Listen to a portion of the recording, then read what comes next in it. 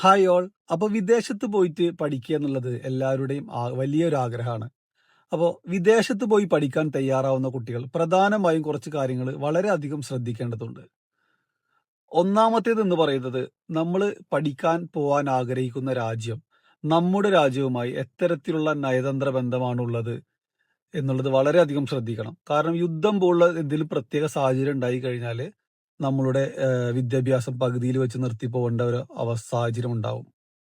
അതുപോലെ തന്നെ നമ്മൾ പോകാൻ ആഗ്രഹിക്കുന്ന യൂണിവേഴ്സിറ്റി ഇന്ത്യൻ എഡ്യൂക്കേഷനുമായി ബന്ധപ്പെട്ട് ഇന്ത്യൻ എഡ്യൂക്കേഷൻ അംഗീകൃതമാണോ, അതല്ലെങ്കിൽ ഇപ്പോൾ MBBS ആണെങ്കിൽ NMC കൽപ്പിക്കുന്ന നോംസുകളെല്ലാം തന്നെ പാലിക്കുന്നുണ്ടോ, അവരുടെ ഇയർ ഓഫ് എഡ്യൂക്കേഷൻ നമ്മളുടെ NMC ഒക്കെ പറയുന്നതിന് തുല്യമാണോ എന്നുള്ള കാര്യങ്ങളൊക്കെ നമ്മൾ പ്രത്യേകമായി ശ്രദ്ധിക്കേണ്ടതുണ്ട്.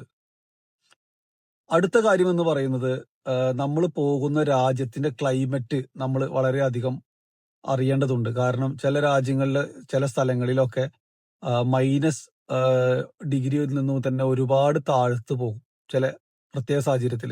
അപ്പോൾ നമുക്ക് അവിടെ അതിജീവിക്കാനൊക്കെ ബുദ്ധിമുട്ടായിരിക്കും.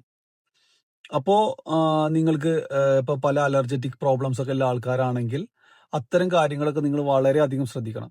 പിന്നെ നിങ്ങളൊരു കോളേജ്, യൂണിവേഴ്സിറ്റി ചൂസ് ചെയ്യുകയാണെങ്കിൽ അത് ആ രാജ്യത്തിന്റെ കൺട്രി ക്യാപിറ്റൽ തന്നെ നിങ്ങൾ ചൂസ് ചെയ്യാൻ ശ്രമിക്കുക.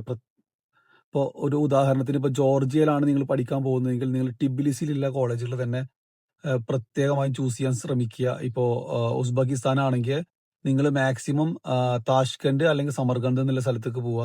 നിങ്ങൾ ഏത് രാജ്യത്തേക്കാണെങ്കിലും ആ രാജ്യത്തിന്റെ കൺട്രി ക്യാപിറ്റലിൽ കോളേജുകളോ യൂണിവേഴ്സിറ്റികളോ പ്രത്യേകമായും ചൂസ് ചെയ്യാൻ ശ്രദ്ധിക്കുക.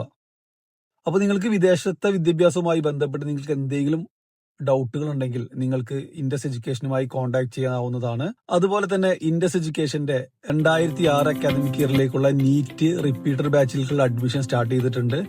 അപ്പോൾ നീറ്റ് പഠിക്കാൻ ആഗ്രഹിക്കുന്ന വിദ്യാർത്ഥികൾക്ക് എത്രയും പെട്ടെന്ന് തന്നെ ഇൻഡസ് എഡ്യൂക്കേഷനുമായി കോൺടാക്ട് ചെയ്തിട്ട് അഡ്മിഷൻ കൺഫേം ചെയ്യേണ്ടതാണ്. താങ്ക്